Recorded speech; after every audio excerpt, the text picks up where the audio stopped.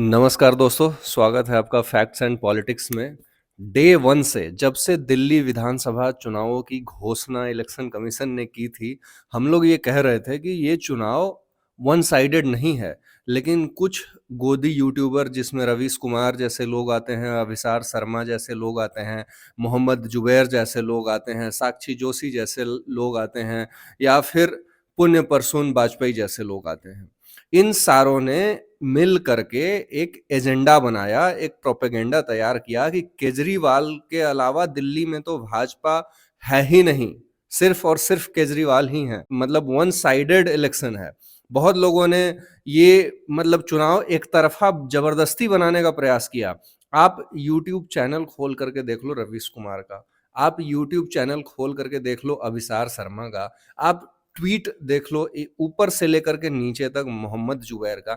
ये सारे तथाकथित गोदी यूट्यूबर, क्योंकि पत्रकार तो ये रहे नहीं है, पत्रकारिता जगत से इनको लात मार के भगा दिया गया है।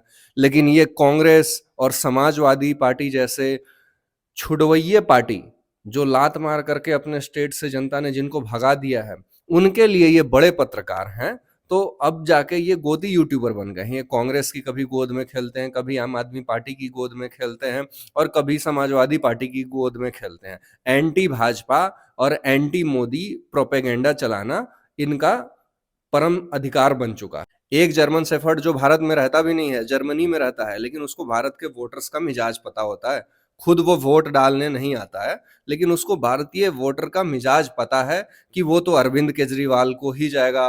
वोटर्स आईडी में छेड़छाड़ किए जा रहे हैं। ये तमाम तरह के प्रोपेगेंडा आपको पूरे चुनाव मिले होंगे। खुद अरविंद केजरीवाल पीछे नहीं है। अभी 4 दिन पहले आए थे, कह रहे थे कि 10% वोट ऊपर नीचे हो सकता है, भाजपा ईवीएम से गड़बड़ी कर सकती है। भाई, भाजपा ईवीएम से गड़बड़ी नहीं कर रही है, जनता ने गड़बड़ी कर दी है। इस बार जनता ने आपको बाहर का रास्ता दिखा दिया है। और ये चीज जब हम जैसे लोग डे वन से कह रहे हैं कि अरविंद केजरीवाल खुद अपना चुनाव हार जाएंगे, कुछ मतलब ऐसी भी एनालिसिस आ रही है कि खुद अरविंद केजरीवाल अपना चुनाव बचा लें, वही गलीमत है।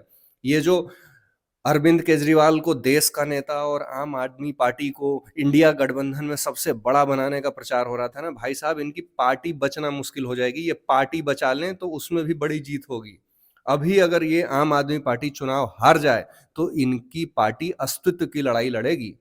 जो सड़क पे आके ये धरना प्रदर्शन किया करते थे, हम गाड़ी नहीं लेंगे, हम बंगला नहीं लेंगे, हम बच्चों की कसम खाते हैं, आज हर बच्चे के हाथ में एक एक बोतल पकड़ा दिया इसी शराब नीति ने। और इसी शराब नीति में अरविंद केजरीवाल जेल चले गए, संजय सिंह जेल चले गए, मनीष सिसोदिया जेल चले गए। और याद रख लो, अगर ये चुनाव हार गए तो बीजेपी जो सबसे बड़ा डंडा करने वाली है ना, वो करेगी संजय सिंह और मनीष सिसोदिया। क्योंकि ये चुनाव से पहले और जब सत्ता में थे ना भाई साहब, ये इतना उछल रहे थे, इतना उछल रहे थे।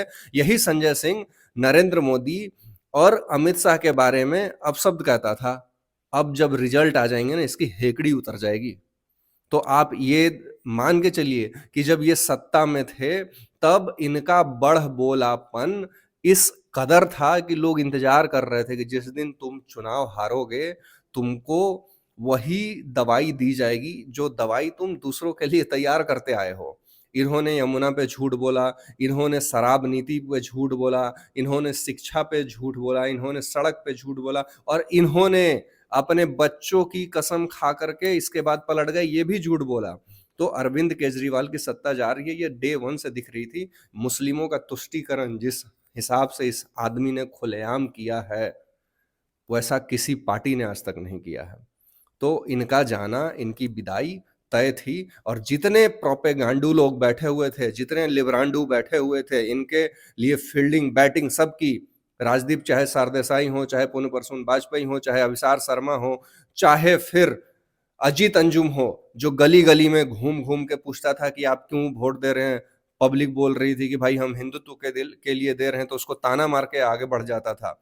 तो इन लोगों को इस चुनाव में एक करारा जवाब मिला है। और यूनाइट हिंदू, इसी की बात मैं कह रहा हूं कि अगर हिंदू आज भी एक होकर वोटिंग करता है और हिंदुत्व के नाम पे वोट करता है, तो ऐसे ऐसे कई केजरीवाल, कई राहुल गांधी और कई अखिलेश यादव को निपटा देंगे हम लोग। तो मैं आपको यही समझाना चाह रहा हूं कि हिंदुत्व अगर एक है, बाबा जो कहते थे ना, योगी बाबा, कि बटोगे तो कटोगे, इस पर ये कोहराम क्यों मचाते थे? क्योंकि इनको इसलिए मरोड़ होता था कि उनको पता था कि अगर हिंदू एक हो गया ना, तो फिर हमारी राजनीति धरी की धरी रह जाएगी। और हिंदू पहले जातियों में बटा था, अब हिंदू यूनाइट होकर के, एक होकर के वोट कर रहा है विकास के लिए, तब जाके इनको मरोड़ हो रहा है। इनको मरोड़ इसलिए हो रहा है कि इस बजट में एसटी, एससी महिलाओं के लिए जो प्रावधान आए, तो इनकी राजनीति फिर कैसे चमकेगी? अगर मोदी एसटी, एससी महिलाओं को आगे बढ़ा देंगे, 70-70 हज़ार सीट मेडिकल में बढ़ा देंगे। कल मोदी जी ने, अभी 2 दिन पहले मोदी जी ने भाषण दिया था कि किसी दलित के घर के 3 सदस्य अगर सांसद हुए हैं, या किसी दलित के एक ही घर के 3 सदस्य विधायक हुए हैं, तो नाम बताइए। लेकिन अखिलेश यादव के पूरा खानदान ही संसद में है, राहुल गांधी का पूरा खानदान ही संसद में है। तो ऐसे लोग खुद अपना खानदान बढ़ा रहे हैं, आपके लिए इनका कोई सरोकार नहीं है। इसीलिए जनता तरस आकर केजरीवाल को इस बार बोरिया बिस्तर सहित बांध के बाहर भगाने वाली है। चैनल को लाइक जरूर कीजिए, सब्सक्राइब जरूर कीजिए, और अपना कमेंट बताइए कि भाजपा या फिर आम आदमी पार्टी, आपकी नज़र में कौन सी पार्टी सत्ता में आ रही है।